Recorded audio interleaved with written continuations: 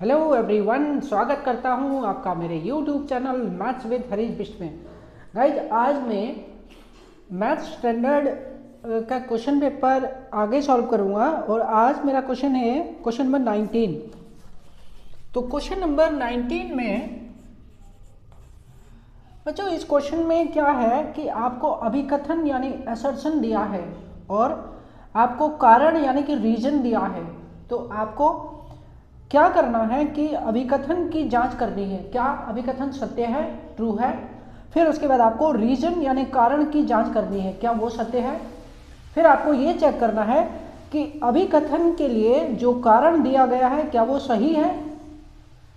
तो इस तरह से ये जो असर्शन वाले क्वेश्चन हैं इन्हें आपको सॉल्व करना है। तो शुरू करते हैं। तो हमारा जो असर्शन है, अभिकथन है, उसको मैं ए से दर्शाता हूं।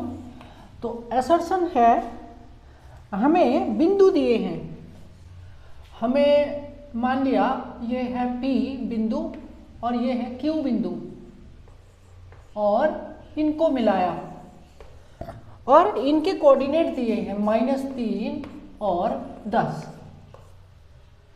6, -8 ये दिया है।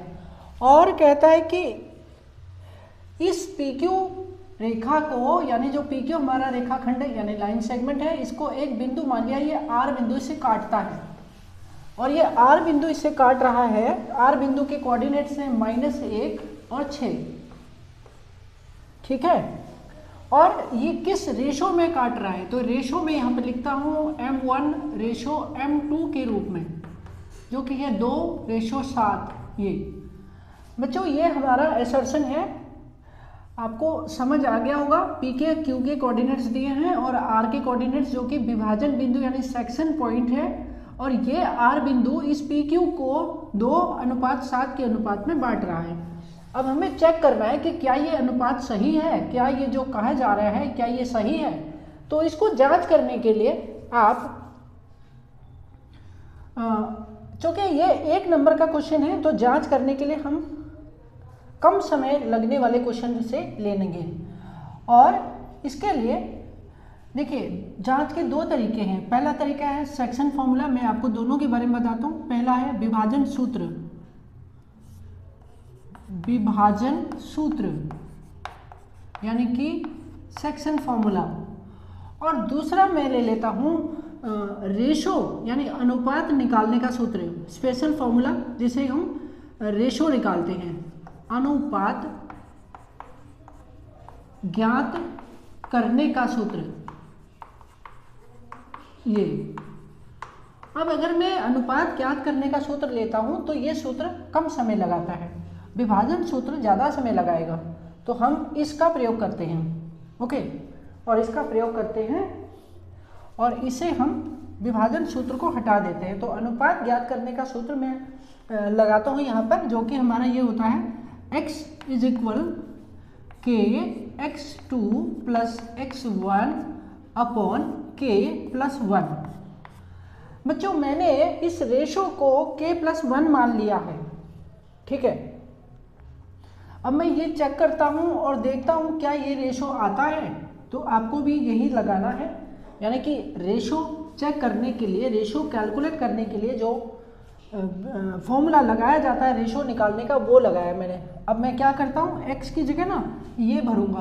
r के जो कोऑर्डिनेट्स हैं उनको x और y से रिप्रेजेंट किया जाता है, x y कहा जाता है। तो x का मान है -1, यहाँ मैं -1 ले लेता हूँ। k का मान हमें k भरना है मल्टीप्लाई x2, आपको पता है ये x1 y1 है, ये x2 y2 है। तो x2 की जगह हमारे पास आ रहा है, क्या आ रहा है, 6 आ रहा है। तो हमने यहाँ पर 6 ले लिया, प्लस में x1 कितना आ रहा है, -3 आ रहा है, और अपोन में ले लिया k + 1। तो ये हो गया। अब हम इससे चेक करते हैं क्या हमारा k यानी रेशो ये आता है कि नहीं आता है। इससे आप कम समय लगाकर आसानी से हल कर सकते हैं। हमें क्या करना है, अपोन में 1 लेना है, क्रॉस गुणा करना है, -1 से इन दोनों को गुणा। अगर हम -1 × k + 1 लेते हैं = इसको गुणा कर लेते हैं तो 6k और +-3 ये आता है। अब -1 से अगर इन दोनों को मल्टीप्लाई कर रहे हैं तो क्या मिलता है, माइनस से इसको किया तो -k आ गया, -1 से +1 को किया तो -1 आ गया, इज इक्वल में हमारे पास है 6k और -3। तो अब क्या करेंगे, ये -1 को इधर ट्रांसपोज करेंगे और अब 6k को इधर ले आते हैं। ओके, -k ये इधर आने पर हो गया -6k इज इक्वल, ये इधर चला गया तो -3 और ये इधर चला गया तो +1। ओके, अब क्या आया, 6k और 1k कितना हो गया, माइनस और माइनस प्लस होता है तो ये हो गया -7k इज इक्वल, -3 + 1 हो गया -2। Now k is equal -2 upon -7, minus से माइनस कट गया तो क्या आया, 2:7 आया बच्चों, 2:7। तो ये तो हमारा वेरीफाई हो रहा है, 2:7 आया हमारे पास। इसका मतलब हमारा जो असर्शन है वो बिल्कुल सही है। ठीक है बच्चों, ये असर्शन जांच करने का आप दूसरा सूत्र भी लगा सकते हैं। आप दोनों में से किसी एक सूत्र से जांच करिए क्या रेशो सही आ रहा है और जो हमें दिया गया है क्या वो ठीक है। दूसरा विधि ये है, आपको लगाना है y is equal k y2 plus y1 upon k plus 1 इसमें रखना है। ध्यान दीजिएगा, आपको केवल एक से ही जांच कर लेनी है क्योंकि एक नंबर का क्वेश्चन है तो भाई हमें कम समय लगाकर उसे सॉल्व करना होता है। ठीक है, तो अगर हम ज़्यादा समय लेंगे तो फिर कैसे चलेगा। तो y की जगह अब आपको क्या भरना है, 6 भरना है। y का वैल्यू देखिए, ध्यान दीजिएगा, ये x है ये y है तो y की जगह 6 रख लिया और k मल्टीप्लाई y2 क्या है, -8 है, y2 है -8 और प्लस में y1 क्या है, 10 है अपॉन में k प्लस 1 ले लिया, फिर से अपॉन में 1 लेना है, क्रॉस गुणा करना है। ठीक है, 6 गुणा k प्लस 1 इज इक्वल, इसको मल्टीप्लाई किया तो -8k और +10। ओके, ये आ गया। अब इससे मल्टीप्लाई कर लो और आपको क्या मिलेगा, 6k प्लस 6 बन जा 6 is equal -8k plus 10।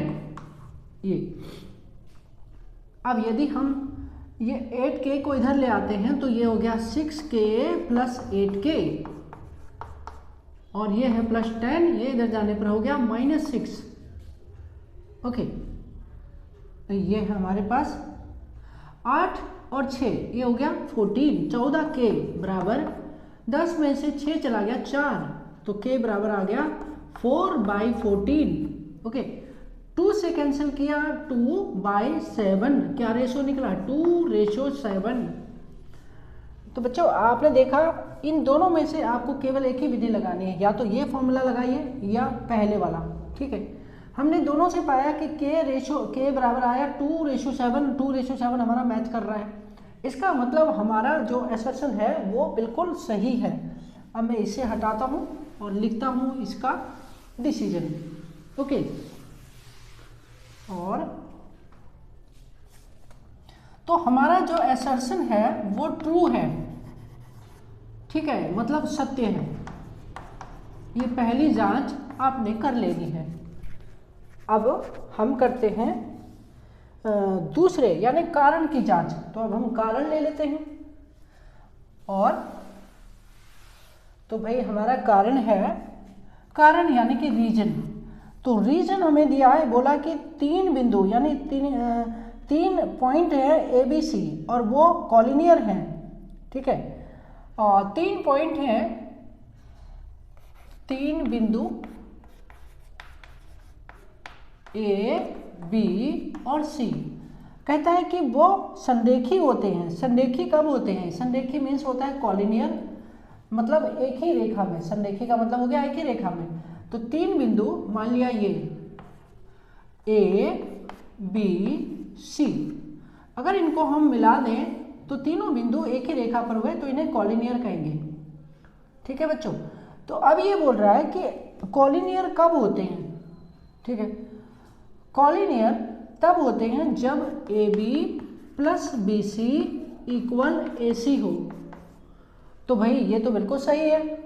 Collinear तभी होते हैं जब ए बी का लेंथ प्लस बी सी का लेंथ इक्वल ए सी का लेंथ हो। ठीक है, तो इसका मतलब ये हमारा ट्रू है, सत्य है, हमारा असर्शन भी सत्य है,